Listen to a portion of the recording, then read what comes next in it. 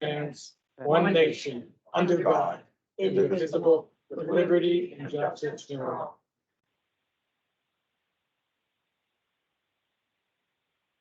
Thank you. Okay. Into the roll call. Thanks to the virtual participation into these roll calls. Okay. Let's see. So, Ann O'Rourke will not be here. Representative Piscatano. Okay. Jerry DeWine. Here. Thanks, Jerry. Lori's here. John Takes, Stephanie Terman. Allie, are you still on? Yep, I'm here. Thank you. Michelle, you're here. I'm here. And Jen, are you on yet, Jen? Yes. And she's running late. She's going to be joining. Okay. With that, I'll ask for approval of the minutes of the March 24th regular meeting. So have a moved. motion. So moved. Is there a second? Second. Any discussion? Okay, all in favor? Aye. Any opposed? Those minutes are approved. And we'll turn it over to our Chief Executive Officer, Catherine Kellerman, for her report. Thank you, Mr. Chair. Good morning, wow, full house. I'm so excited to see everybody. Happy safety awards. I'm happy to see our ATU president is here to join us this morning. A little rain didn't keep everyone away. Good morning again. Please join me in a moment of silence for the following retired employees who've passed away since last we met. Operators Joseph DeFrancesca, John Dacon, and Charles Ryan Sr., Route Foreman Lamar Rogers, Substation Maintainer Sharon Finn, and John Nalepa, Superintendent of the Electronics Shop. Thank you. And I would be remiss if I didn't note our ATU recording secretary, is that right? And our two business agents are also here this morning. Thank you for joining us. As we are all aware, nearly every transit agency in the US has been struggling to hire operators since before the pandemic back in March of 2020. More than 90% of agencies that responded to an APTA study last year reported having trouble hiring new employees, with operators being the hardest position to fill. And that makes sense. It's a tough job. You're in a seat meeting 4,000 new people every day, navigating a 30 to 50,000 pound vehicle through traffic or 100,000 pounds over 100-year-old bridges. It's not an easy job. In response, transit agencies around the country went ahead and cut their service by 12, 15, sometimes even 20%. Here in Pittsburgh, hiring employers, not having enough employees to operate has led to high out of service rates. Last March, for example, our out of service rate was 8%, well above what we had ever seen, and absolutely not up to the standards for the passengers we have or for the staff who's trying to figure out how to cover that last 8%. So we responded by starting to trim service. Now, unlike our peers who might have gone out with a chainsaw, we did 1 to 2% per schedule change. So today our schedule is 92% of the hours we ran before the pandemic. Some of those hours that have come out have been commuter services that we're not going to see coming back in any foreseeable future. But in many cases, these were also sliding of headways, taking away the last trip in the morning, maybe moving the last trip in the evening, touching weekends. Some neighborhoods we've been able to add service, but in other places we've had to reduce. And so while we're running 92% of our service, if you're missing that 8% that you relied on, you're going to be grumpy with us. So what have we done to try to tackle hiring? In good partnership with our friends at ATU, we've improved the contract to be a more attractive place to come to work. So folks now get sick leave, for instance, the first year that they're here. Our dispatchers now have a more competitive rate, so it's easier for us to get folks into these positions and keep them there. And for folks outside of transit, dispatch takes the open work and slices and dices it to get it covered on a daily basis.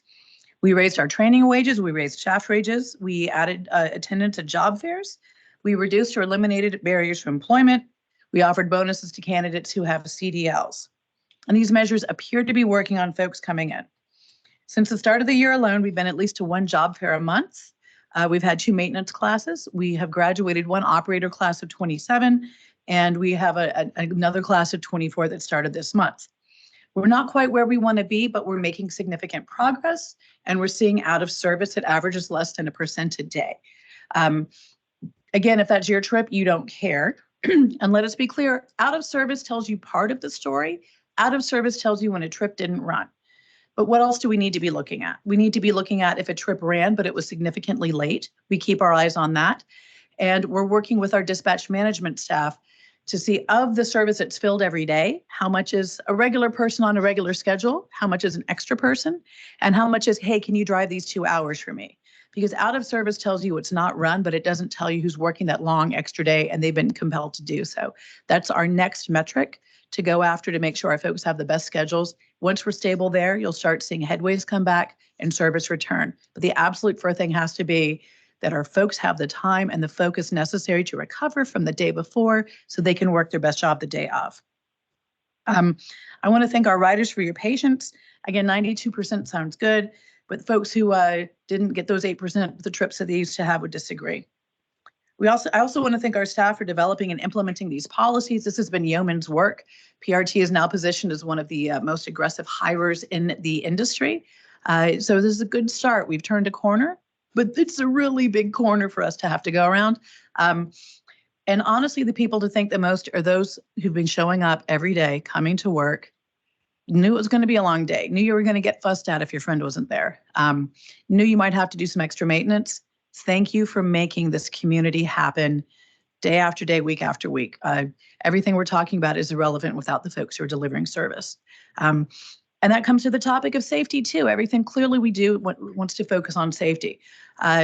Whether it's supporting our downtown initiatives with our transit police, with improved signage at our stops, with working closely with PPS to make sure we have a handle on where the kids are coming and going from, to safety on the road that our operators are driving. Wow, every day. The average operator will do 50,000 miles in a year. You will do 1 million miles in 15 years of your career. By way of comparison, for the normal driving record in the US, you will start driving when you're 16 and you'll get to 91 if you drove the same amount of mileage every year. That's how long it takes to get 1 million miles. Everyone's heard me joke, I didn't even get off my permit before I drove into a gas pump. So this is another reason I am not an operator.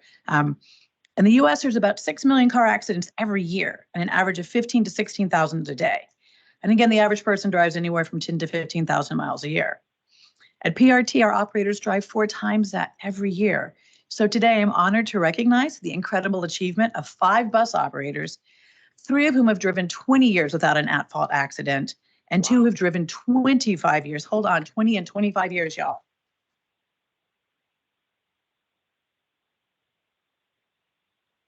And again, these are not folks just driving to the grocery store or taking their kid to Rite Aid because they forgot a poster board. That sounds very personal, I know.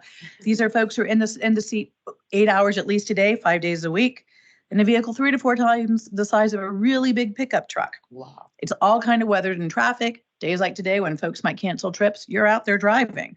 You're on a fixed schedule and you're responsible for collecting fares, interacting with riders, customer service, safety, and security.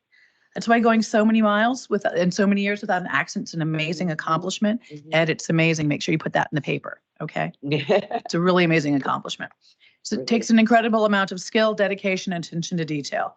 And it's not just passengers who benefit, it's everyone who shares the road with you because y'all are big and you can make a big difference. So I'd like to take a minute to recognize Robert Magnuson, Jeffrey McClory, and Leslie Monroe, who each have driven 20 years without an at-fault accident, and Christopher Sibula. Did I get your name right? Yes. Thank you. I practiced.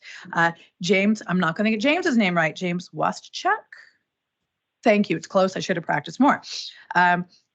25 years, you guys, that's crazy. One more clap.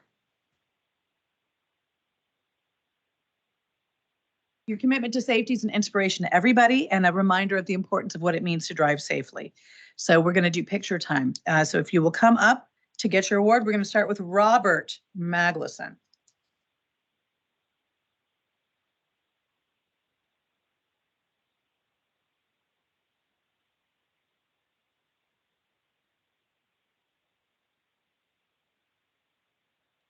Where is your? I mean, if you don't want him in the picture, that's what? Okay, hold on, wait. So these 2 gentlemen started at the same time as operators. They were classmates, and Robert is retiring on Monday.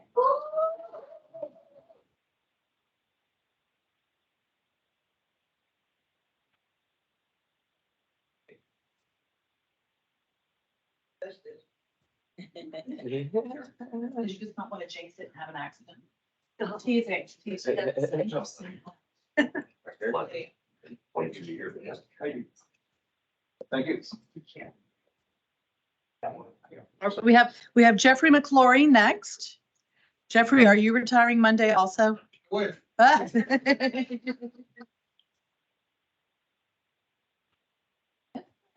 Hello.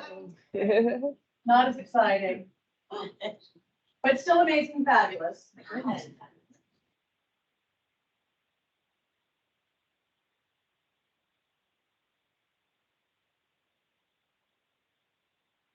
Thank you very much. Next, we have Leslie Monroe.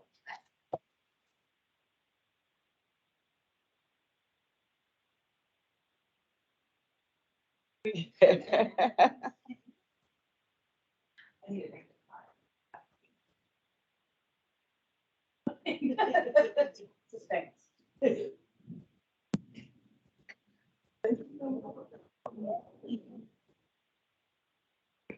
25 years. Okay, guys, 25 years. Christopher Sibula.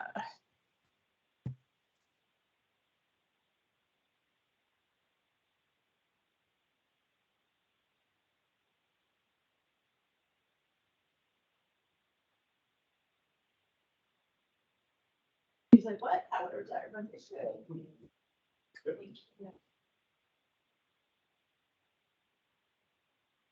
And James Waschuk.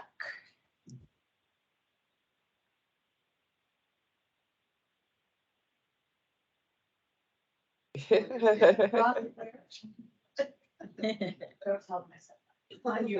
a hell of a feeling. Photo bombing.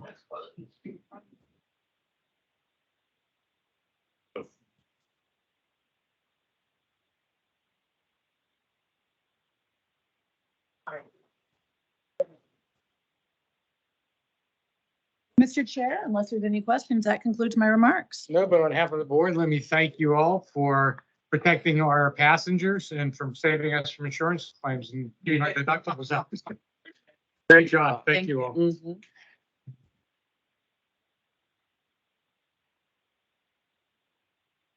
Okay, with that, we'll move on to the report of the Performance and Oversight Committee for Mr. Chair Michelle Zemanek. Good morning, everyone. Good morning, Mr. Chair. Performance Oversight Committee met last week, and I have 3 resolutions for your consideration. The committee first reviewed 4 procurement items and determined the bids to be in accordance with PRT's procurement policies and procedures. The price is fair and reasonable, the bidders to be responsible, and the bids responsive. The Performance Oversight Committee recommends the award bids listed in the resolution for the total amount of $2,010,003.19. My fellow members, I respectfully request the board approve this resolution. May I have a motion? So moved. Is there a second? Second. Any discussion? All in favor? Aye. Aye. Aye. Any opposed? Okay, the motion carries. The second resolution is to accept Pennsylvania Department of Transportation's 2022 Act 44 Performance Report and approve the 2023 Action Improvement Plan. In July 2007, PennDOT passed Act 44, which established the framework for performance reviews by PennDOT of all Pennsylvania transit agencies receiving state funding. The most recent Act 44 review of PRT was conducted in late 2021, and a performance report was received on December 27, 2022. Based upon the performance assessment and functional financial reviews detailed in the report, PennDOT requested that PRT develop an action plan to identify the steps that will be taken by PRT to meet its Act 44 performance targets and recommended improvement strategies.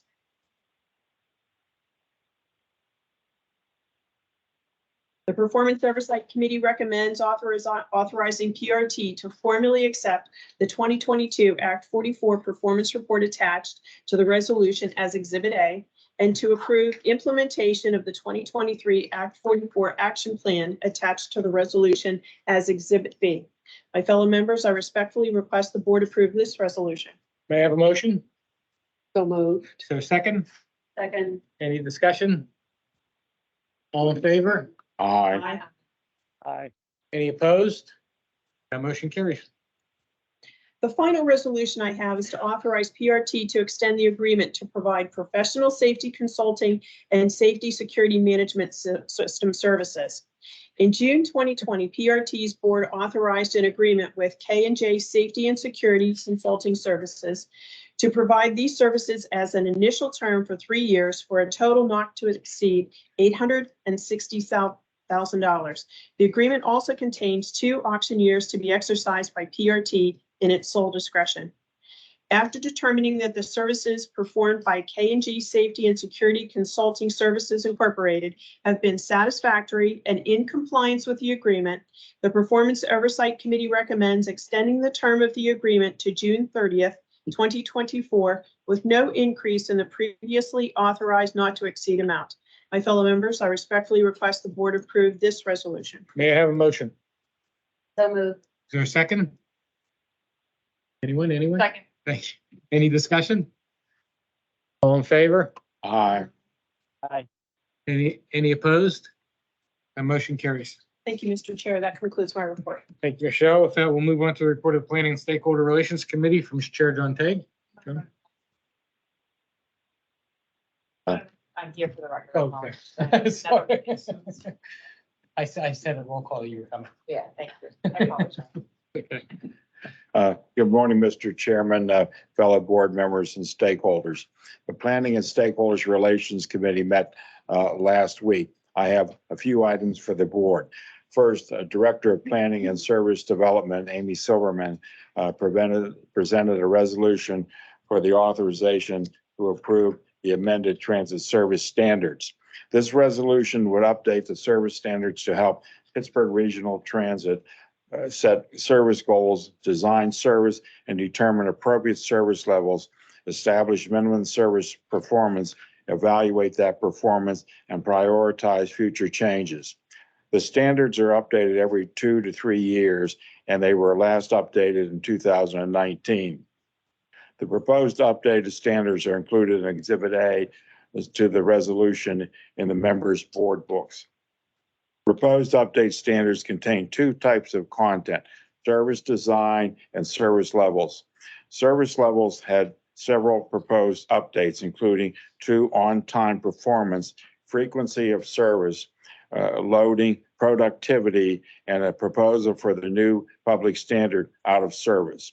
Out of service has been tracked internally for years, but was not part of the service standards because PRT has not historically had issues with this metrics. Included in this proposal, we will make out of service standards public. Pre-pandemic PRT averaged less than 1% out of service. The proposed standard for the resolution will be set at 1.5%. The final part of the proposal updates included changes to the major service change process. State auditors have requested PRT look at this process to simplify and streamline staff time spent evaluating changes. Rather than annually, PRT will move to minimize network study or a comprehensive analysis every 3 to 5 years, starting in 2023 to 2024 with the full transit network study. This study will provide updates for each interim year. There will be followed in January of each year by the annual service report, which will detail plans from that study for the following fiscal year. Each winter between January and April, public engagement will be held for any proposed upcoming service changes for the following fiscal year. This allows for concurrent budget planning and for the new ATU contract schedule changes in October of each year. During the presentation of the resolution that was authorized adoption of the proposed updated service standards to the committee, a question was raised as to whether there were any material changes to service standards for access. The committee recommended that resolution for consideration by the full board, subject to receiving additional information from staff concerning the same. Post the meeting, staff provided the committee with information confirming that there are no significant changes made to the service standards for access. Mr. Chairman, I respectfully request approval of this resolution. May I have a motion? So moved. Is there a second? Second. Any discussion?